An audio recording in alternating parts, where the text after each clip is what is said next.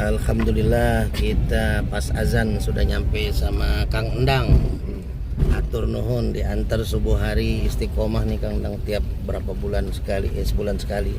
Masjid Nurmainah sama Kakak Usup gelap banget nih. Latihan Kakak Usup latihan sebelum ke pesantren, latihan kaki gerak. Bismillah.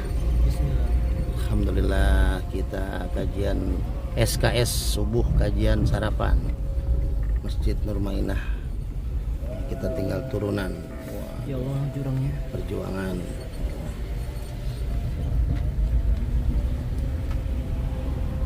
Udah dikit-dikit sampai Pak. Ini sampai tuh. Alhamdulillah sampai Masjid Nurmainah. Alhamdulillah nih kita bareng jamaah dan DKM Masjid Nurmainah makan bersama. Jadi tadi pertanyaannya untuk nggak spesifik ya. Kalau spesifik kita masukin YouTube, dengar nanti ustadznya. Kalau saya, Iya, ayo mangga. kalau pertanyaan saya jelas, kalau beliau kan tadi. Iya, karena kan takut disantronin rumahnya ntar. Rumah di belakang saya Pak, dari Pak Ustaz. Di belakang. Aduh, apa aja di belakang. Dicongkel nanti pintu belakang dicongkel. Alhamdulillah, berkah. Lagi sarapan kita. Nggak enak sama banget belah. Tadi kalau pertanyaannya 4, kayaknya yang keempat nanya itu lagi. Namanya ini Pak Ustaz. Berkah hebat. Saya takutnya besoknya nggak mau jadi imam lain sih. Alhamdulillah. Mudah-mudahan pada berkah. Ustadz Angger nih alhamdulillah nih sama Pak Ketua DKM Masjid Nurmainah habis kajian Ustadz Angger. Nih kajian di Masjid Ustadz Angger belum pernah nih Jawatsa nih. Nah, insyaallah nih ada DKM Masjid Al Muhajirin juga nih Kang Aryo nih yang suka bikin flyer dan putranya ya nih. Putra ya? Putra keberapa? Sama. Oh, putra pertama. Masya Allah. Karena Al Muhajirin juga kayaknya sama-sama NU. Nah, ini kita kasih warna hijau nih minyak alik mah. Kang Aryo ya. Terima kasih banyak. Nah, inilah kalau terakhir kita kasih kan. Tadi pertanyaan cuma 3, jadi pembagian minyak cuma 3 botol aja. Bantu Pak Ketua. Pak Ketua mas sebenarnya nggak nanya juga saya kasih minyak. Tapi kalau nanya udah dah. Ustaz Yasin. Ini minyak ini, mau disenter dulu. Iya Ibu. Ini kita ngabisin kopi dulu habis sarapan nih. Bismillah. Nah, ini Ustadz Yasin nih yang selalu membantu jariah, membuat flyer kajian, membuat flyer khotib Jumat di masjid-masjid manapun, luar biasa. Ternyata Kang Aryo juga tim flyer Masjid Al Muhajirin dan Ustadz Jahrudin khotib Jumat ini itu sahabat saya, ada di Majlis Zikir. Nah Ustadz Jahrudin pamannya Ustadz Agus Werman yang semalam ke rumah. Tuh pas banget ya. Ini hadiah minyak alik mah. Ya, ini baru jadi ini minggu kemarin, berkah ya, alhamdulillah.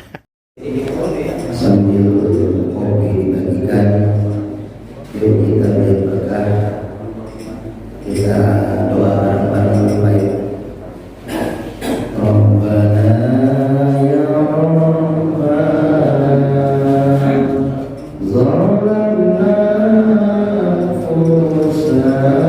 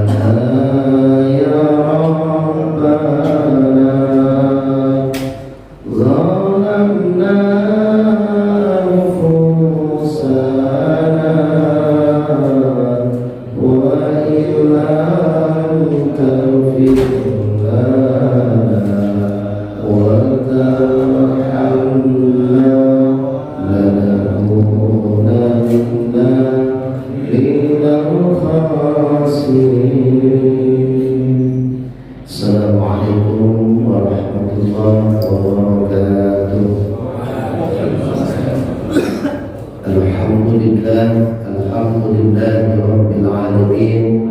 Assalatu wassalamu ala asrafil anbiya'i wal mursalin wa ala alihi wa sahbihi ajma'in. Amma ba'd. Allahumma salli ala Sayyidina Muhammad wa ala ali Sayyidina Muhammad kama sallaita ala Ibrahim وعلى آل إبراهيم في العالمين إنك حميد مجيد. قال الله تعالى في كتابه العزيز: أعوذ بالله من الشيطان الرجيم. بسم الله الرحمن الرحيم. يا أيها الذين آمنوا اتقوا الله حق تقاته ولا تموتن إلا وأنتم مسلمون. Yang saya hormati dan mudah-mudahan dimuliakan Allah, Ketua DKM kita Bapak Haji Maulana, mudah-mudahan diberikan kesehatan, keberkahan oleh Allah Subhanahu wa Ta'ala. Yang saya hormati para DKM, para sesepuh, para donatur dan jamaah Masjid Nur Madinah beserta DKM jamaah Masjid Al-Muhajirin yang sempat hadir pada kesempatan subuh kali ini. Mudah-mudahan semua yang hadir beserta keluarganya mendapatkan naungan dari Allah Subhanahu wa Ta'ala. Alhamdulillah, Bapak-bapak jamaah salat subuh kajian SKS Masjid Nur Madinah yang dimuliakan Allah. Sebelum kita menuju materi kita, nanti saya minta persiapkan 3 pertanyaan. Yang bertanya saya kasih hadiah minyak. Ini baru jadi, Pak. Jadi biar ada interaksi, Pak. Jadi saya materi nanti sekitar setengah jam, nanti baru kita tanya jawab. Ya, biar nanti ada interaksi dan habis ngopi nggak ngantuk, gitu ya. Takutnya nanti kalau ngantuk ambil lontong sayurnya kebanyakan, itu Pak ya. Jadi nanti tanya jawab 3 pertanyaan, maka nanti dipersiapkan mau berhubungan dengan materi kita atau di luar materi. Kalau bisa saya jawab, insya Allah saya jawab. Nah, makanya kalau bisa sebanyak-banyak yang bertanya sehingga tidak ada waktu saya untuk menjawab. Karena udah banyak pertanyaan kan, jadi nggak ada waktu jawab. Makanya 3 aja Pak, 3 pertanyaan untuk kita bahas. Sebelum kita masuk materi, sama-sama kita baca suratul Fatihah untuk dapat keberkahan dari Allah Subhanahu wa Ta'ala. Mobil khusus kita doakan Ketua DKM Masjid kita Bapak Haji Maulana dan keluarga besarnya, Ustaz Yasin yang juga suka membantu saya membuat flyer Jumatan, kajian di masjid-masjid lain. Pak Haji Maulana suka mensupport saya juga untuk anak saya, untuk pengobatan saya. Juga seluruh DKM Masjid, jamaah masjid yang selalu aktif memakmurkan Masjid Nur Madinah, baik juga Masjid Al-Muhajirin. Mudah-mudahan yang sakit diberikan kesehatan oleh Allah, yang punya hajat diberikan kelancaran hajatnya oleh Allah Subhanahu wa Ta'ala. Ala hadiniyah uluniyatu sholihah hadratin Nabi Al-Fatihah. A'udzubillahi minasyaitonir rajim. Bismillahirrahmanirrahim. Alhamdulillahi Rabbil Alamin. Ar-Rahmanir Rahim. Maliki yaumiddin. Iyyaka na'budu wa iyyaka nasta'in. Ihdinas siratal mustaqim. Siratal ladzina an'amta 'alaihim ghairil maghdubi 'alaihim waladdallin. Bapak-bapak hadirin yang dirahmati Allah, kita mulai memakai kitab Riyadhus Shalihin. Biar pertama kita ngalap barokah dari kitab karangan Imam An-Nawawi. Yang kedua biar kita juga bisa tersusun materinya dari bulan ini ke bulan Muharram, bulan yang akan datang bisa terus berlanjut. Yang ketiga, kita berharap dengan kita mengaji salah satu kitab ulama-ulama kita, Allah memberikan keberkahan kita, keberkahan keluarga kita, dengan keberkahan yang dimiliki oleh ulama-ulama kita. Bismillahirrahmanirrahim. Riyadhus Shalihin bab pertama tentang masalah ikhlas. Nah, kenapa di kitab Riyadhus Shalihin di bab pertama ini babnya tentang ikhlas? Sebelum nanti masuk dia ada 2 jilid ya. Ada 2 jilid. Jadi nanti bab kedua itu tentang taubat. Terus sampai ada bab-bab tentang masalah ubudiyah juga. Kenapa bab pertama bab ikhlas? Karena ikhlas ini amat sangat penting. Maka kita masuk ke ayat pertama di surat Al-Bayyinah ayat 5. Allah mengingatkan kepada kita, A'udzu billahi minasyaitonir rajim. Bismillahirrahmanirrahim. Wa ma umiru illa liya'budullaha mukhlishina lahu-d-din hunafa'a wa yuqimus shalah wa yu'tuz zakata wa dzalika dinul qayyimah. Di surat Al-Bayyinah ini Allah sudah merangkum tentang makna ikhlas. Ikhlas itu ada 3 macam tingkatan, Bapak-bapak. Yang paling rendah tingkatan ikhlas itu adalah ketika kita melakukan sesuatu, kita berharap sesuatu dari Allah. Nah, itu ikhlas, tapi tingkatannya paling rendah. Contoh misalkan kita sholat berjamaah subuh nih. Kita lihat sholatnya berjamaah, kalau di rumah mah dapat pahala cuma 1, kalau berjamaah dapat 27. Jadi ibadah karena mau mendapatkan pahala yang besar. Boleh ikhlas, tapi tingkatan yang paling bawah. Contoh misalkan kita ingin bersedekah. Kita sedekah karena kita tahu sedekah itu hukumnya sunnah, tapi ketika kita berikan harta kita kepada orang lain akan dilipat gandakan oleh Allah 10 kali lipat, bahkan bisa 70 lebih semaunya Allah. Apalagi di bulan Ramadan. Maka kita tahu tuh, kita berikan sedekah berharap akan dapat balasan yang lebih banyak. Maka ini ikhlas, tapi ikhlasan yang paling rendah. Orang beribadah, orang melakukan sesuatu kebaikan karena ingin mendapatkan sesuatu, maka ini tingkatan ikhlas yang paling rendah. Tapi ikhlas karena kita kan sebagai manusia awam ya, karena memang begitu motivasi kita. Kajian, masjid-masjid mengundang kajian, tapi alhamdulillah ramai kajian. Kalau dengan strategi-strategi yang tepat, kayak contohnya ya ada kopi bareng, sarapan bareng. Bagaimana Ustaz? Berarti gak ikhlas dong mau ke masjid kan ada kopi, kan ada lontong sayur. Tetap ikhlas, tapi tingkatan yang paling bawah. Nah, ikhlas yang tingkatan yang kedua adalah ikhlas melakukan sesuatu atau meninggalkan sesuatu karena takut masuk neraka, karena takut dihukum oleh Allah. Contoh misalkan dia melakukan sholat, kenapa? Karena takut nanti masuk neraka kalau nggak sholat. Dia melakukan sedekah, tapi niatnya karena takut nanti hartanya habis kalau nggak sedekah. Jadi dia melakukan satu hal kebaikan karena takut masuk neraka. Nah, yang ketiga, tingkatan ikhlas yang paling tinggi adalah dia melakukan apapun juga karena Allah. Inna sholati wa nusuki wa mahyaya wa mamati lillahi rabbil alamin. Kita sholat karena Allah, kita sedekah karena Allah, kita berbuat kebaikan karena Allah.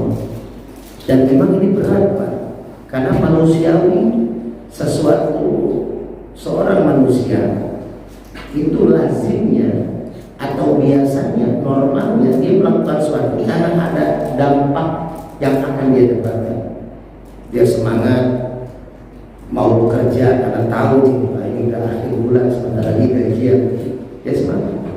Tapi orang yang terbaik menurut Allah, yang paling ikhlas, dia melakukan sesuatu karena takwanya kepada Allah. Jadi kuncinya imtisalu awamirihi wajtinabu nawahi. Orang melakukan kebaikan itu karena perintah Allah dan larangan Allah. Nah, di surat Al-Bayyinah diterangkan oleh Allah, wa ma umiru Padahal mereka tidak disuruh kecuali illa liya'budullah, hanya untuk beribadah kepada Allah. Jadi manusia itu kuncinya ibadah. Wa ma khalaqtul jinna wal insa illa liya'budun. Dan tidak semata-mata aku ciptakan jin dan manusia kecuali untuk beribadah kepada Allah Subhanahu wa taala. Lalu ibadah dengan apa? Dengan mukhlisin, dengan hati yang berpasrah ikhlas. Ini kita udah sedekah tapi kok syarat dulu. Kita udah syariat, ya, kita datangi anak-anak yatim, kita datangi pondok pesantren, kita berikan nafkah, kita berikan bantuan. Kok tetap aja usaha gini-gini aja, rezeki yang gini-gini aja. Bapak-bapak hadirin yang dimuliakan Allah, kadang tanpa kita sadari rezeki itu nggak selalu apa yang terlihat oleh mata, atau tidak selalu berbentuk nominal uang. Rezeki itu pertama apa yang sudah kita makan. Kita makan yang sudah tertelan itu rezeki. Yang kedua apa yang kita pakai, pakaian, motor, mobil yang kita pakai, rumah yang kita tinggal, itu rezeki. Tapi ada rezeki sesungguhnya yang ketiga, yaitu rezeki yang diinfakkan di jalan Allah. Balasannya apa? Balasannya adalah kebaikan Allah buat kita. Kapan itu diberikan? Maunya Allah. Kalau misalkan kita bersedekah belum ada feedback dari Allah, kok saya sedekah tiap bulan, bahkan tiap minggu, tiap Jumat saya sedekah Jumat, tapi kok nggak ada perubahan dari pekerjaan saya, nggak ada perubahan dari rezeki saya, usaha saya gini-gini aja. Ingatlah Allah Subhanahu wa ta'ala menetapkan janjinya, tidak semua diberikan oleh Allah di dunia, tapi ada yang akan Allah investasikan buat kita di akhirat. Makanya di dunia sebatas apa sih, Pak? Paling lama kita 60-70 tahun kehidupan sesungguhnya di akhirat. Kalaupun Allah kasih semua tuh yang kita minta, Allah berikan kelipat gandaan dari sedekah yang kita berikan, maka habis di dunia. Maka ingat ketika bangun tidur kita masih diberikan nafas, alhamdulillah ya Allah, masih dibangun ya Allah, itu rezeki yang Allah kasih. Berapa banyak orang yang bangun tidur tapi ternyata dia kembali tidur untuk selamanya, nggak bisa bangun lagi. Maka ini adalah bentuk rezeki dari Allah. Maka apa yang harus dilakukan orang-orang yang ikhlas itu, yaitu dengan cara mukhlisi dalam bukti. Kalau dia merasa ikhlas, maka dia harus menunaikan perintah Allah di dalam agamanya, yaitu Islam. Apa? Wa yuqimus shalah. Ini kuncinya orang yang ikhlas. Yang ikhlas kepada Allah kuncinya dua. Wa yuqimus shalah wa yutuz zakat. Itu selalu bersandingan, Pak. Ayat sholat dengan ayat zakat selalu bersandingan. Wa yuqimus shalah artinya hablum minallah, urusan kita kepada Allah. Karena dalam sholat kita, interaksi kita kepada Allah. Dalam sholat kita sedang berbicara dengan Allah. Dalam sholat kita sedang mengobrol dengan Allah. Maka ketika sholat kita lupakan semuanya urusan dunia. Sayyidina Ali adalah orang yang terkenal khusyuk ketika sholat setelah Rasulullah. Rasulullah nggak usah ditanya kehusuan sholatnya. Tapi Sayyidina Ali sahabat, ponakan, mantu Rasulullah yang paling khusyuk sholatnya. Sampai-sampai saking khusyuknya ketika sholat berjamaah, Sayyidina Ali jadi imam. Lalu tiba-tiba ada anak panah mengenai punggungnya Sayyidina Ali. Lalu apa yang dikatakan Ali? Ketika sholat selesai, Assalamualaikum warahmatullahi wabarakatuh, sholat selesai, Ali merasakan sakit anak panah setelah selesai sholat. Ketika sholat tidak dirasa sakitnya anak panah. Ketika melihat ada anak panah di punggungnya, lalu Ali meneruskan sholatnya. Dia bilang sama jamaah, sama sahabat, tolong cabut anak panah di punggung saya ketika saya lagi sholat sunnah. Sholatlah sunnah Sayyidina Ali. Ketika selesai sholat, Sayyidina Ali marah-marah sama sahabat. Kenapa ketika saya sholat sunnah tidak ditarik tuh anak panah dari punggung saya? Sahabat bertanya, Ali, sudah kita cabut, coba tengok punggungnya. Pas dipegang ternyata sudah tidak ada anak panah. Jadi Sayyidina Ali ditusuk panah tidak terasa ketika sholat, ditarik panah lebih sakit ditarik daripada ditusuk, juga tidak terasa, saking khusyuk dalam sholatnya. Maka mukhlishina lahuddin, orang-orang yang ikhlas dalam beribadah, dia akan muncul, timbul kekhusyuan dalam ibadahnya. Jadi bagaimana Ustaz? Biar kita sholatnya khusyuk. Sholat khusyuk itu pertama, sempurnakan wudu. Wudu sempurnakan, karena syarat sahnya sholat adalah dengan wudu. Jadi wudu kita niatkan untuk membersihkan maksiat-maksiat kita yang kita lakukan sebelum masuk waktu sholat. Kita basuh muka, dari muka ini banyak banget dosa. Ada dosa mata, ada dosa mulut kita, menyakiti hati orang lain. Ada dosa tangan kita, mengambil yang bukan hak kita. Ada dosa kaki kita dalam melangkah ke tempat-tempat yang bukan beribadah kepada Allah, tapi tempat-tempat maksiat. Maka dibasuh oleh wudu. Setelah sudah bersih, baru kita menghadap Allah. Kita sholat. Maka untuk menimbulkan kekhusyuan sholat, jangan pikirkan yang lain, jangan pikirkan dunia. Bahkan seorang ulama, seorang kiai ketika sholat, lalu dia sholatnya ketika bacaan sholatnya menjadi imam, lalu dia berpikir tentang bagaimana cara bacaan sholatnya biar bagus terdengar. Jadi dia tidak fokus ke dalam sholatnya, maka yang hanya dia dapat, imam itu dapat bacaan sholat yang bagus itu. Kan ada tuh imam-imam yang bacaannya dibikin enak, dibikin merdu. Ya tapi insya Allah kalau orang-orang yang kita lihat, yang mudah-mudahan hatinya pun ikut bersih, karena memang biasanya dia bacaan sholatnya begitu. Tapi kalau dipaksakan dia fokus untuk kebacaan dalam sholatnya, gak akan fokus ke dalam maknanya. Maka lagi-lagi untuk menimbulkan khusyuk dalam sholat, tanamkan keikhlasan kita dalam beribadah. Orang yang beribadah dengan ikhlas akan timbul kekhusyuan, karena nggak ada tendensi ingin mencari sesuatu. Orang kerja ikhlas, dia nggak akan melihat lagi mau ada pemimpinnya yang di situ melihat apa enggak. Mohon maaf, saya banyak kenal tukang bangunan. Tukang bangunan sendiri bilang sama saya, ya kalau ada bos, ada kondor mah dia rajin. Kalau nggak ada mah ya dilama-lamain, nggak semuanya.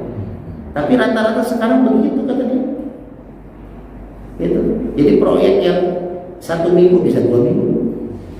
Kalau ada pengawas baru dia rajin. Itu tidak ikhlas dia dalam pekerjaan, dan gak sempurna dia dapat keberkahannya. Jadi untuk mendapatkan keberkahan dari Allah, maka kita harus tanamkan keikhlasan. Kalau kita sudah ikhlas, maka insya Allah akan ada kekhusyuan. Fokuslah. Kalau khusyuk itu fokus dalam apapun bentuk kegiatan yang kita lakukan. Makanya kan ada sifat setelah Islam, iman, ihsan. Tingkatan dasar Islam, ya Islam, ya 5 rukun itu yang kita lakukan. Kalau iman makin tinggi lagi itu. Nah, yang ketiga ihsan, anta'budallah ka'annaka tarahu fa illam takun tarahu fa innahu yaraka. Itu ihsan. Ihsan itu adalah kita beribadah kepada Allah seakan-akan kita melihat Allah.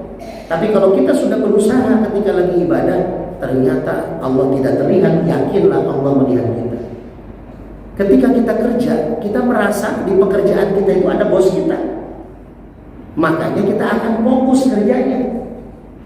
Mau nggak ada bos, mau ada bos, kita merasa ada bos yang mengawasi. Apalagi sekarang kan ada CCTV di kantor. Jadi walaupun bosnya nggak ada, bisa jadi bosnya melihat dari CCTV kan gitu. Jadi kekhusyuan itu bisa tercipta karena keikhlasan. Maka sholat Yang paling utama Allah menekankan ciri orang yang ikhlas adalah orang yang selalu istiqomah dalam sholat. Karena dia mengerjakan perintah Allah tuh hablum minallah. Makanya sholat banyaklah ayat-ayat tentang sholat. Ya, penguatan tentang sholat. Ibadah apapun yang kita lakukan kalau sholatnya tercoreng nggak akan diterima. Ya. Idza soluhan amal kullu wa idza fasadat amal kullu. Ibadah kita mau bagus kepada manusia, kalau kita enggak sempurnakan sholat kita, maka semua itu akan sia-sia belaka. Yang kedua, wayutu zakat. Zakat ini adalah hablum minannas. Dari setiap harta kita, zakat itu Pak, pertama kali itu didengungkan oleh Nabi Ibrahim alaihissalam. Nabi Ibrahim alaihissalam itu zakatnya dia dapat rezeki setengah dia makan, setengah dia bagikan. Bahkan lebih banyak yang dibagikan daripada yang dimakan keluarga. Kalau sehari kita dapat 100.000 kan, nah 50.000 buat makan keluarga, 50.000 kita kasih ke orang. Gitu. Jangan pernah takut. Saya khotib Jumat kemarin habis di perjalanan ke Jakarta buat mobil segala macam. Ketika pulang ada ustadz yang milad hari itu lagi ada kesusahan, kita bikin acara di rumah dengan uang yang kita dapat dari apa? Dari orang yang ngasih. Ketika kita khotib Jumat di Jakarta, ada teman saya PNS ngasih amplop, kita bagikan lagi, kita makan bersama. Keberkahan. Besoknya tadi malam ada seorang kiai ketua umum forum ulama kota Depok beli minyak 10 botol, semua diganti semua. Jadi nggak usah khawatir, Allah pasti ganti tanpa kita minta. Tapi tanamkan terus kebaikan. Nabi Ibrahim itu kan saya ceritakan, makannya aja harus nunggu orang Nabi Ibrahim biar nemenin makan. Kalau nggak masuk tuh makanan ke tenggorokan. Maka ketika Rasulullah SAW dengan para sahabat hijrah dari Mekah ke Madinah di tahun pertama Hijriah, itu belum ada zakat mal. Zakat mal itu turunnya di tahun ke-8 Hijriah. Tahun ke-8 setelah hijrah dari Mekah ke Madinah Rasulullah. Tahun pertama itu Rasulullah dengan sahabat melaksanakan perintahnya adalah ketika mendapatkan rezeki setengah kau makan, setengah kau berikan kepada orang lain. Setengah, 50% Pak. Baru turun perintah zakat. Pertama zakat fitrah dulu. Zakat fitrah dulu. Zakat fitrah pun hanya kepada 2 asnaf, fakir, miskin. Belum ada 8 asnaf. 8 asnaf itu tahun ke-8 Hijriah suratnya turun. Tahun ke-3 itu zakat fitrah pun hanya kepada fakir miskin diberikan. Lalu turunlah perintah zakat mal. Zakat mal ini yang banyak orang tinggalkan. Zakat mal itu apa sih? Zakat fitrah itu setahun sekali yang kita bisa lakukan, hanya berapa liter beras.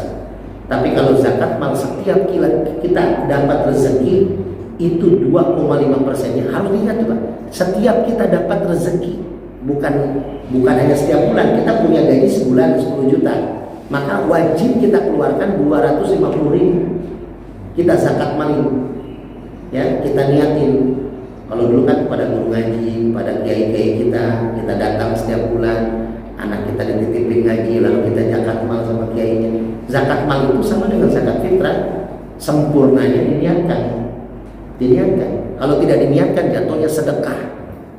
Sedekah sunnah, melipat gandakan rezeki. Kalau zakat mal itu membersihkan rezeki, uang kita dicuci itu. Nah, zakat mal ini untuk rezeki yang kita terima. Kita gaji 10 juta sebulan, tapi tiba-tiba setiap minggu kita suka dapat orderan, dapat 1 juta. Nah, maka yang 1 juta pun 25.000-nya kita zakat mal.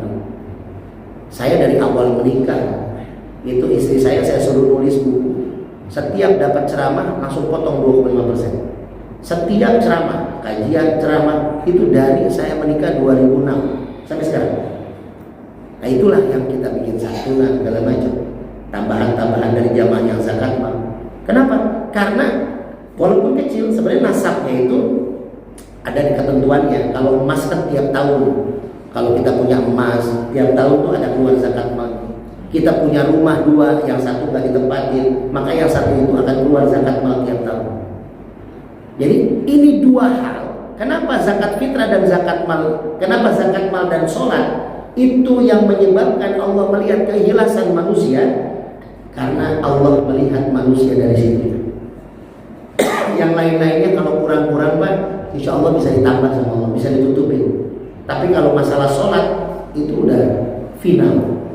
Gak boleh orang sholat gak bisa berdiri, bisa duduk. Saya kemarin Jumatan jadi imam duduk di Pluit, Jakarta. Kalau gak bisa duduk, bisa terbaring. Jadi sholat wajib, udah gak ada alasan gitu. Kalau kita puasa, ada sakit, kita gak puasa gak apa-apa, diganti dengan bayar fidyah juga gak apa-apa. Tapi kalau sholat, la qada afis sholat, tidak ada qada dalam sholat, tidak ada gantinya dalam sholat. Walaupun ada saran ulama mengatakan kalau kita memang terlupa sholat, ketiduran sholat, maka kita ganti di hari berikutnya untuk meminta pertolongan Allah. Tapi itu bukan jangan diniatkan untuk mengganti sholat. Tapi diniatkan kita untuk menebus kesalahan kita, kelupaan kita, kehalufan kita. Jadi sholat ini itu yang paling utama dari Allah.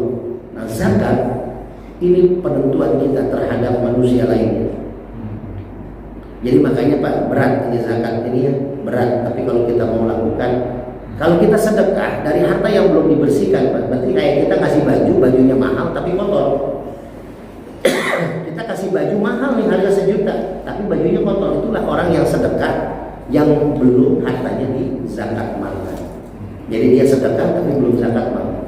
Nah, kalau di masjid ini ada pengurus masjid membuat kumpulan zakat mal, itu bisa berjalan Pak. Banyak masjid yang saya kasih masukan untuk buat zakat mal di masjid masing-masing. Kan di sini misalkan ada 20 jamaah berkantor, satu orang gaji 10 juta. Jadi satu orang 250.000 itu wajib keluarin zakat malnya untuk masjid. Kemana? Ke masjid, tapi dengan ijab kabul. Ada pengurus zakat malnya, ada ustadz yang mengertinya di sini, ada banyak lah ustadz di sini. Jadi setiap orang mau zakat mal itu ijab kabul. Nawaitu an ukhriza zakat al-mali an nafsi lillahi ta'ala. Masukin ke kas zakat mal.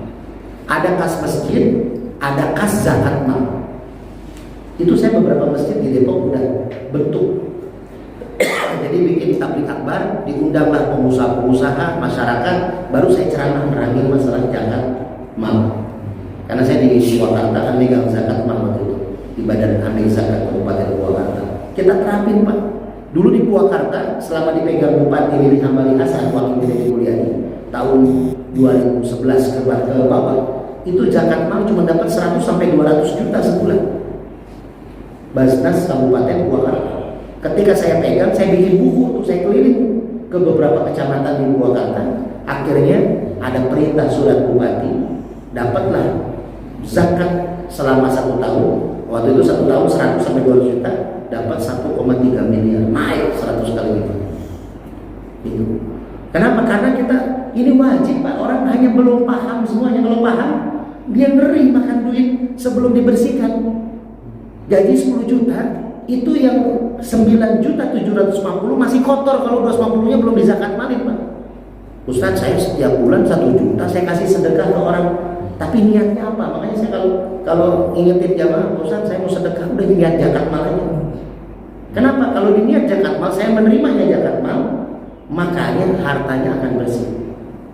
Itu. Kalau niat sedekah sunnah, berlipat ganda rezeki kita, tapi berlipat ganda dari harta yang masih kotor yang belum ditunaikan zakat mal. Jadi masjid bikin tuh keuangan zakat mal masjid. Kalau 20 orang Pak jamaah yang punya kerjaan, punya usaha, masing-masing 250.000, maka sebulan akan dapat 5 juta keuangan zakat mal yang ada di masjid Tutmainah. Lalu buat apa Ustaz? Nah, ada caranya zakat mal ini. Nggak bisa dengan buat bayar khotib, enggak. Zakat mal ini pure buat membantu masyarakat. Misalkan di sini di sekitar rumah Ina ada janda yang nggak punya suami, ya nggak punya suami namanya janda nggak punya suami, dan gak punya kerjaan, anaknya ada. Gimana caranya nih? Nah, ada pelatihan jahit misalnya, biayain dari uang zakat mal itu. Bu, ibu ikutan jahit, ini biaya dari masjid, dari zakat mal masjid, tapi ditulis nanti untuk ibu ini keperluan latihan menjahit 500.000. Setelah itu dia udah bisa jahit, belikan mesin jahitnya. Makanya zakat mal itu kata Rasulullah, tujuan utama adalah agar orang-orang Islam yang tidak mampu bisa dipenuhi hajatnya untuk makannya, untuk kehidupan keluarganya minimal 1 tahun. Tapi yang terbaik adalah memberikan orang dari hasil zakat mal yang dikumpulkan oleh masjid itu untuk kehidupan dia seumur hidup.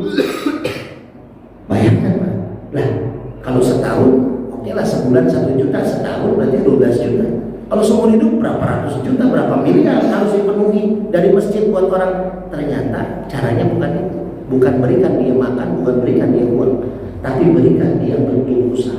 Belikan mesin jahit dari kas zakat mal. Mesin jahit berapa? 2 juta. Belikan Pak, bukan dipinjemin. Zakat mal bukan untuk pinjam meminjam. Uang zakat mal di masjid untuk dibagikan tapi yang tertata. Karena ini amanah. Belikan mesin jahit, dipakai mesin jahit sama si ibu untuk usaha. Nanti bilang, Bu, ibu usaha pakai zakat mal masjid. Ibu gak usah bayar ke masjid. Tapi ibu tulis pendapatan ibu ketika menjahit setiap bulan berapa. Nanti ibu zakat mal lagi ke masjid. Dapat objekan misalkan dia 5 juta sebulan, pendapatan dia 125.000, dia zakat mal ke masjid. Nah, kalau itu ditanamkan, masjid akan berkembang.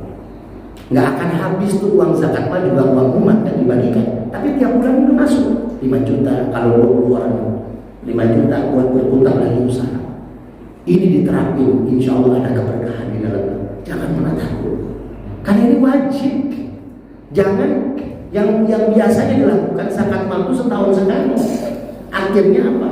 Akhirnya terlalu besar dia ngitung pendapatan dia. Kalau 250.000 sebulan 3 juta, setahun 3 juta. Mau Idul Fitri ini dia mau zakat mal 3 juta ya. Besar juga nih, baju lebaran belum beli, ketupat lebaran belum beli, berapa? Tapi kalau tiap bulan 250.000 nggak terasa berat. Tanam saya aja yang dari ceramah doang gitu, dari apalagi dari minyak kalimah, kita keluarin zakat mal, sedekahnya juga kita keluarin.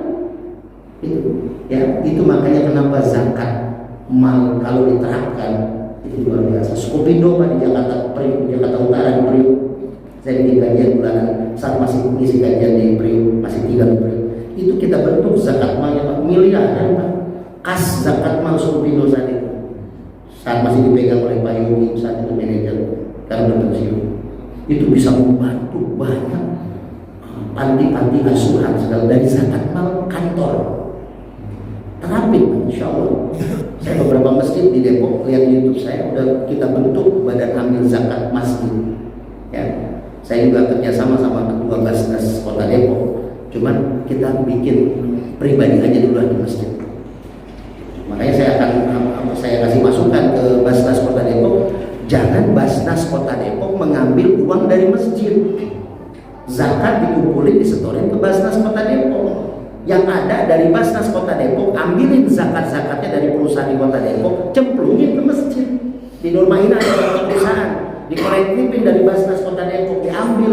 Sebagian boleh buat di Kota Depok, buat dibagikan dulu, sebagian kasih ke masjid Nurmaina buat dikelola di wilayah.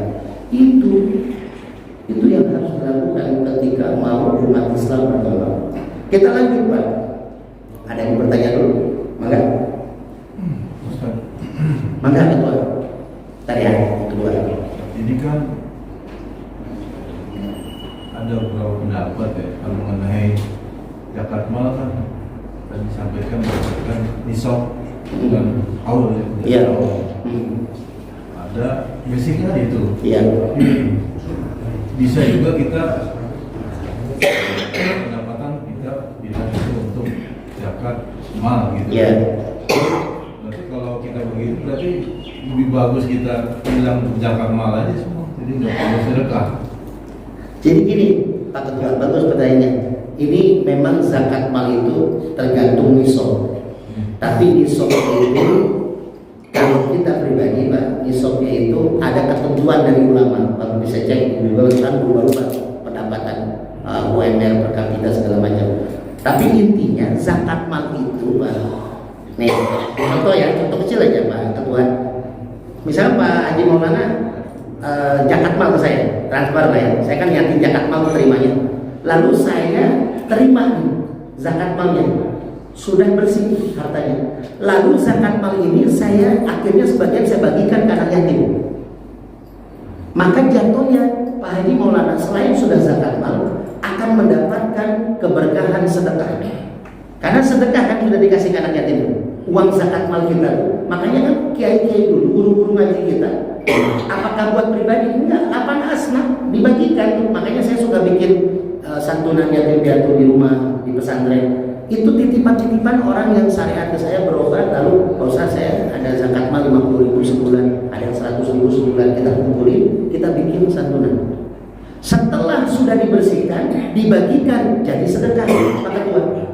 Kalau saya bagikan ke pesantren, ke anak yatim, lalu dibelikan kitab sama anak santri, uang zakat mal itu saya bagikan, dibeliin kitab untuk belajar, maka jadi infak. Tuh. Sedekah itu melipat gandakan rezeki. Infak itu investasi akhirat yang paling cerdas kata Rasulullah. Kan orang yang cerdas adalah orang yang sering mengingat mati, yang kedua yang sering berinvestasi mempersiapkan bekal untuk ke akhirat. Walaupun dia sudah meninggal, itu kitab kuning yang dipakai ngaji oleh santri anak yatim yang uangnya dari zakat mal kita akan terus ngalir ke makam, ke kuburan kita. Nah itulah zakat mal. Jadi bukan masalah untuk membersihkan saja, tapi dia jadi jatuh sedekah, dia jadi jatuh infak. Makanya masjid yang mengelola zakat mal, setiap bulan gaji kita berapa, insya Allah masuk nisab. Makanya saya bilang saya ceramah tidak masuk nisab, tidak masuk haul. Kayak saya ceramah misalkan dapat 500.000, itu belum masuk nisab, tapi saya keluarkan zakat mal.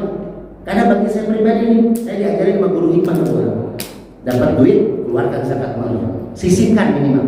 Walaupun kita nggak tiap hari Pak ngeluarinnya, kita dapat duit dagang tiap hari 200.000, ada tukang mie ayam. Pak Ustaz, saya paling sehari 5.000 nih dagang, dapat zakat malnya 5.000. Apa tiap hari saya harus zakat mal? Enggak, dikumpulin. Nanti sebulan 150.000 baru zakat mal. Jadi dikumpulin, dipisahin aja. Kalau nggak dipisahin pakai gitu. Kita niatin pokoknya nih ada zakat mal 2,5% Pak. Padahal kita sering sedekah 10-20% dari harta kita. 25% itu buat kita nih paling rendah. Kalau zakat mal kan macam-macam. Misalkan nih, ini Profesor Dr. Kiai Haji Adi Warman. Boleh dibuka YouTube-nya nanti, lihat beliau ahli strategi Bank Syariah Indonesia. Profesor Dr. Kiai Haji Adi Warman. Itu sering saya berinteraksi ya dengan ilmu-ilmu beliau. Nah beliau mencanangkan itu zakat mal itu, yang bahasan saya ini diceramahkan oleh dia di kampus-kampus tentang zakat mal pentingnya. Zakat mal ini Pak, kalau kita jalan lalu kesandung batu, tiba-tiba di balik batu ada duit, maka kita ambil duit ini, kan uang temuan tuh sebenarnya harus diumumin kan. Bentar Rasulullah kan temuin tuh setahun mau punya hak kita tuh. Tapi kalaupun nanti setahun kita udah hak kita keluarkan zakat malnya itu 20%. Coba dicek nanti Profesor Dr. Adi Warman itu jelaskan tuh di dalam ketentuan ulama 20% zakat mal itu hasil temuan 20%. Jadi kalau nemu duit 1.200.000 itu setelah diumumin 200.000 itu kita sedekahin dulu. Namanya zakat mal tetap, tapi nilai 20%. Kalau petani ini Pak, jadi dia ngegarap, lalu dia dapat hasil, dia ngegarap tani sawah sendiri, lalu dia ini sendiri, dia dapat zakat malnya harus keluar 10%. Makanya petani itu berkah. Yang mengeluarkan zakat mal tadi ya berkah sampai tua zaman dulu tuh orang tua kita kan nggak tahu, dia tuh zakat mal tuh tiap bulan ke guru-guru ngaji, nanti dibagikan lagi sama guru ngajinya. jadi bentuk sedekah, jadi bentuk infak. Nah, kalau yang kerjanya petani ini bagi dua, kan ada yang dia punya tanian lalu digarap, nah itu 5%. Nanti kalau misalkan dia hanya pekerja, 25%. Pekerja usaha. Jadi makanya kita hitung Pak, harta kita setahun yang kita tabung, harta emas kita setahun yang kita punya, rumah kita yang kosong nggak pernah dipakai selama setahun itu pun keluar zakat mal sesuai harga rumah itu. Harga rumah 1 miliar setiap tahun tuh Pak. Kalau kosong rumahnya nggak dipakai, maka kita keluar zakat mal wajib itu 2,5% setiap tahun. Berarti berapa? 25 juta. Kalau dikontrakin 10 juta setahun, nah kita zakat malnya dari uang 10 juta kontrakan, bukan dari harga rumah. Makanya dikontrakin aja Pak, biar nggak besar tuh zakat malnya tiap tahun Pak. Kalau pengen berkah, Kalau 10 juta dikontrakin, berarti hanya 250.000 setahun kita bayar zakat mal rumah kita. Tapi kalau ditempatin sama saudara kita, sama teman kita nggak bayar, maka kita akan hilang untuk kewajiban membayar zakat mal rumah. Nanti aja kalau pas mau dijual atau pas kita mau beli rumah. Begitu Pak. Makanya hati-hati, barang yang nggak dipakai itu akan ada. Kalau hartanya memang sesuai nisab, maka nanti akan ada keluar zakat mal. Makanya mendingan dipinjam Pak, mobil pakai aja lah sama saudara. Kalau mobil daripada cuma dipajang-pajang di garasi nggak pernah dipakai setahun, keluar tuh. Pertama rusak, nanti mobilnya kedua, nantinya akan ada risiko keberkahannya. Gitu Pak Ketua. Yang lain enggak? Ini dulu ya, enggak? Ini dulu. Tadi yang kedua, nanti Bapak yang ketiga. Assalamualaikum warahmatullahi wabarakatuh. Waalaikumsalam warahmatullahi wabarakatuh. Jadi mau nanya kepastian atau kebingungan Ustaz? Kebingungan. Yang pertama tentang tadi yang ikhlas tadi. Kita sebagai manusia memang diajarkan raditu billahi robba wa billahi. Iya. Tapi yang saya tanyakan bagaimana Ustaz kedudukan rumusan? Tadi kan ada rumusan Ustaz. Kayak zakat buat apa, sedekah buat apa, ada rumusannya. Nah, tentang terkait dengan ini gini Ustaz. Manusia itu kan yang saya pelajari, yang saya dapat ilmunya sedikit, manusia itu lemah. Ya. Sifat dasarnya ingkar, Betul. bodoh, keluh kesah. Itu kebenaran seperti apa Ustaz? Menurut saya sih itu ada di Al-Quran katanya. Ya. Terus terkait itu ilmu saya juga saya dapat bahwa ruhnya manusia itu termasuk zatnya Allah yang diberikan kepada makhluknya. Nah, rumusannya kaitan dengan zatnya Allah yang maha dan maha. Saya tidak bisa sebutkan karena memang sempurnanya Allah. Dikaitkan dengan tadi sifat manusia, dijadikan dalam satu tubuh manusia. Jadi rumusannya ini seperti apa ya Ustaz? Itu yang pertama Ustaz, tentang manusia. Yang kedua terkait dengan tadi yang zakat, kita kan memang lagi ditakdirkan hidup di Indonesia. Iya. Yang ada pajak. Banyak. Nah, rumusannya seperti apa Ustaz? Pajak sama yang kita kaitkan dengan ZIS, Iya. zakat infak sedekah. Jadi terkait dari jadi custom bukan saya. Nah, arahannya seperti apa Ustaz? Oke. Biasa ulang Ustaz. Ya, syukur. Sebelum saya ini, Yusuf mana? Tolong kasih minyaknya dulu nih ke yang lainnya. Maaf, Pak Ketua tadi takut lupa. Tadi kantongin lagi gue pulang. Nah, kasih Pak Ketua tadi namanya tempatnya Maulana dulu. Nah, ya satu lagi ke tempatnya. Ntar yang satu lagi saya. Ya, yang ketiga dulu deh, nanya dulu deh. Mangga, pertanyaan ketiga. Assalamualaikum warahmatullahi wabarakatuh. Waalaikumsalam warahmatullahi wabarakatuh. Sebelumnya mohon minta maaf Pak. Saya masalah menanyakan masalah sholat. Bagaimana kalau orang sedang sholat itu menangis? Sah nggak? Terima kasih. Bagaimana sholat biar menangis? Orang harus jalan sholat menangis. Maksudnya? Ada yang nangis gitu. Oh, ada yang nangis. Sholat nangis. Kenapa kejepit kakinya? Oh, bukan. Oh, karena saking musuhnya ya. Nih. Saja.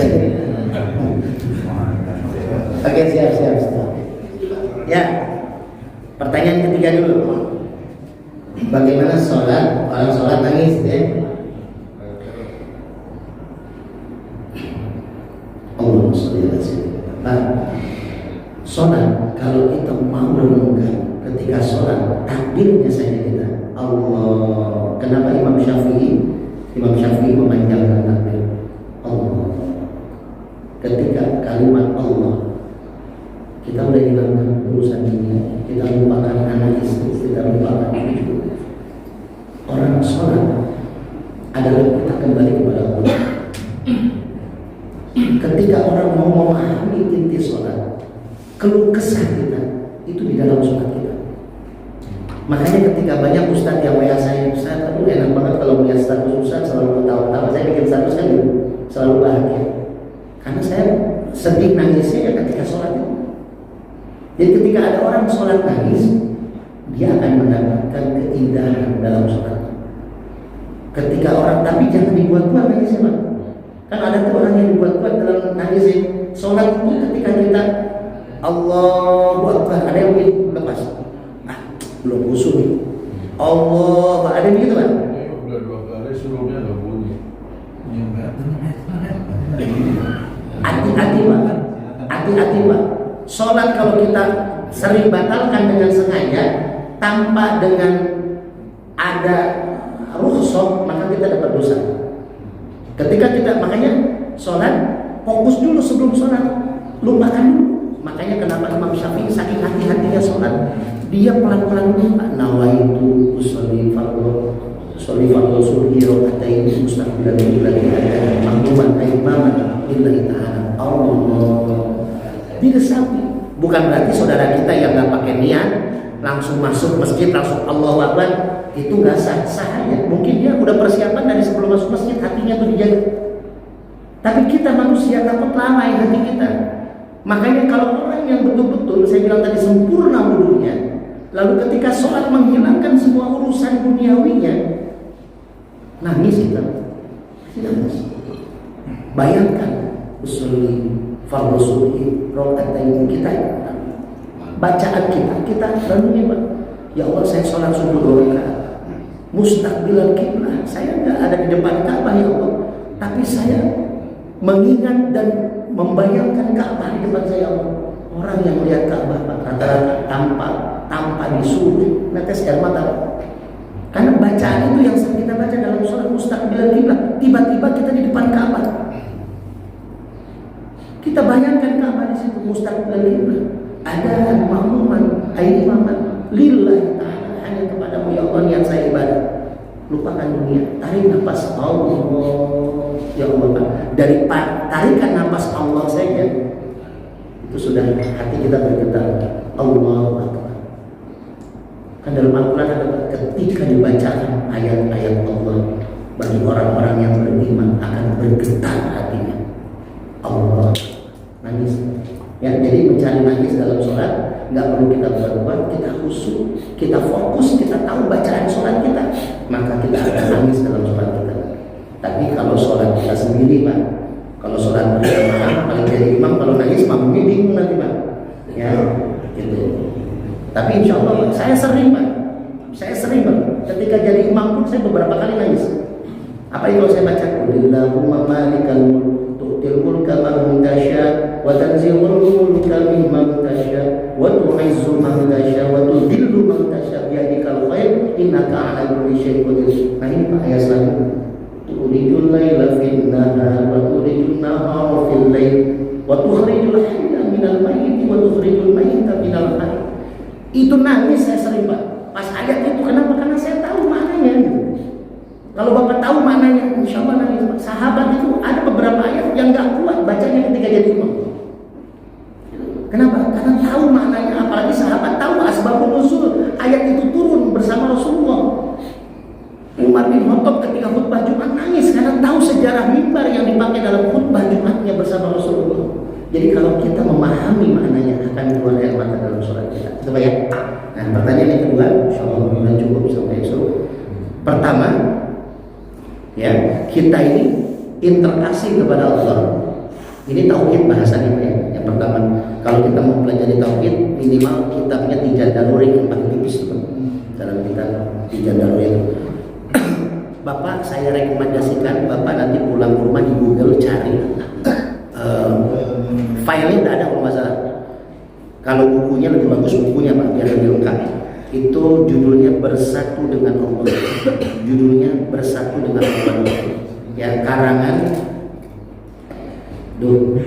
Ahli Nukril tuh. Coba dicari aja, judulnya Bersatu dengan Allah. Lupa saya karangannya. Dia seorang ahli nuklir Indonesia dan ulama di Indonesia. Bukunya tuh banyak bestseller. Ya, nah salah satunya Bersatu dengan Allah itu apa? Jadi Pak, ketika kita beribadah kepada Allah, kita ini menyatu dengan Allah. Yang tadi Bapak bilang kan, Inna sholati raditu billahi rabban wa bil islami dinan wa bi Muhammadin nabiyyan wa rasul. Jadi ketika kita sholat ibadah, kita sudah menyatu dengan Allah. Kunci kita apa? Yang sering dijawabkan ketika ada orang meninggal, inna lillahi wa inna ilaihi raji'un. Kita ini dari Allah dan kita akan kembali kepada Allah. Kitanya awalnya nggak ada kan? Kitanya awalnya nggak ada. Nanti akan kembali nggak ada. Makanya apa yang mau dibanggakan? Apa yang mau disombongkan?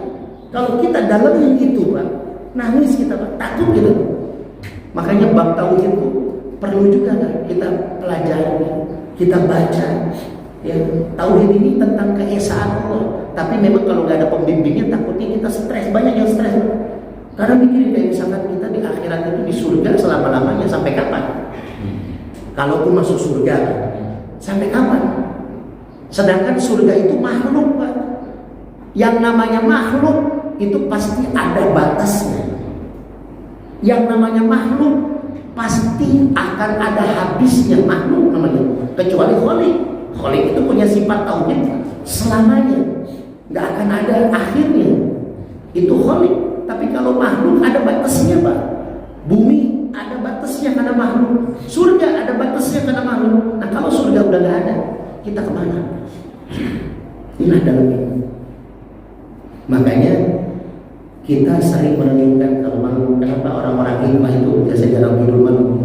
Ya bukan karena memang nggak ngantuk atau insomnia ya, tapi karena malam itu dia tugas dia untuk berzikir bareng kepada Allah. Saya berapa malam? Jam 8 pagi, jam 7 pagi gitu. Karena malamnya ya selain tamu kita juga ada renungan. Ketika saya bikin satu screen ini, rata-rata saya lagi malu atas dosa kita, kesalahan kita, kehilafan kita, kebutuhan kita kepada Allah. Merenung. Itulah titik di mana kita butuh Allah. Walaupun setiap saat kita butuh. Yang kedua, ya masalah zakat ini. Masalah zakat yang kedua, pertanyaan yang kedua. Kalau masalah zakat, sedekah, infak, itu tadi yang saya bilang perbedaannya. Kalau zakat fitrah itu adalah kebersamaan dengan puasa Ramadan. Kalau zakat mal buat membersihkan harta kita yang tiap bulan kita dapatkan, tiap saat kita dapatkan, dan nisab harta yang tersimpan di rumah kita. Nah, kalau infak itu adalah investasi akhirat kita yang walaupun kita sudah meninggal masih mengalir untuk harta kita. Nah, sedekah adalah untuk memberkahi rezeki kita akan terus bertambah secara nominal, udah ketentuan dari Allah. Nah, cara penyampaian ini gimana yang tadi saya sebutin? Baiknya yang wajib dulu, baru yang sunnah. Zakat mal dulu, zakat fitrah dulu, baru infak dan sedekah. Tapi kalau bisa berbareng-bareng lebih hebat. Zakat mal udah 25%, itu kan zakat mal walaupun nanti disedekahin lagi, walaupun nanti diinfakin lagi, saya tetap sedekah saya ada tiap bulan 25%, sedekah 25%, infak 25%.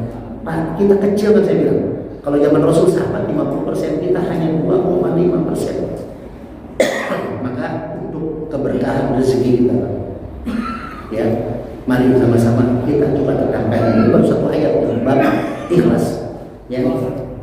Ya. Masalah pajak. Oh pajak, oh ya pajak. Pajak, orang yang sudah pajak wajib zakatnya ya, wajib. Wajib. Karena pajak itu negara. Kalau zakat agama. Makanya banyak protes ketika ada usulan Pak Haji Maulana nih jagonya tentang masalah perpajakan dan keuangan. Jadi ada dulu usulan bahwasanya nanti zakat itu dikelola oleh pemerintah. Itu tetap tidak baik menurut saya, karena pemerintah itu bahkan zakat mal, penerima zakat mal itu ustadz kiai. Ini kita mau zakat mal ya. Kita zakat mal kemana? Ke ustadz kiai yang bukan PNS. Coba, kalau mau zakat mal, ijab kabul zakat mal, cari ustadz di sini.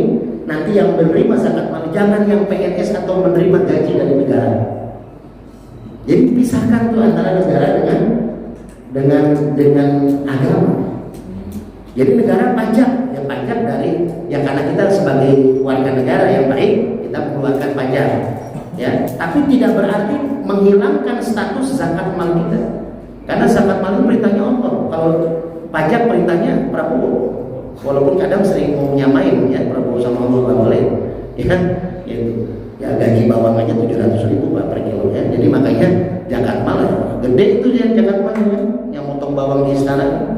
Gitu. Jadi makanya pajak tidak merubah ketentuan daripada zakat. Itu aja ya. Ustaz Yasin tadi udah WA saya, lontongnya udah dingin. Mudah-mudahan ada keberkahan walaupun sedikit, ada hikmah, dan mudah-mudahan istiqomah, pada sehat, pada berkah, pada lancar. Mohon maaf atas segala kehilafan, mohon maaf atas segala kekurangan. Kita sambung lagi nanti. Ya, mohon maaf minyaknya juga saya bagikan sekarang terbatas karena bikinnya cuma dikit. Jadi kita bagikan hanya buat yang bertanya saja ya. Terima kasih. Wabillahi taufiq wal hidayah. Assalamualaikum warahmatullahi wabarakatuh. Kita doa dulu ya biar berkahnya. Allahumma shalli ala sayyidina Muhammadin wa syafi'ina wa karimina wa salina maulana Muhammad wa radhiyallahu anhu sahabati Rasulillah ajma'in. Hamdan lillahi ni'mati wa yu'ti mazidah. Ya Rabbana lakal hamdu kama yanbaghi li jalalika al-karim wa 'azimi sultanik. Allahumma ighfir lana dhunubana wa liwalidayna warhamhuma kama rabbayana shaghira. Allahumma inna na'udzubika minal ma'asi wal jununi wal judhani wa sayyidil asqam. Allahumma inna na'udzubika min 'adzabil qabri wa min 'adzabil nar wa min fitnatil mahya wal mamat wa min fitnatil masiihid dajjal. Allahumma lakal hamdu wa ilaikal mushtaka wa antal musta'an wa la hawla wa la quwwata illa billahil 'aliyyil 'azhim. Rabbana atina fid dunya hasanah wa fil akhirati hasanah wa qina adzabannar. Subhanaka rabbika rabbil 'izzati amma yasifun. Salamun 'alal mursalin walhamdulillahi rabbil alamin. Sallallahu alaihi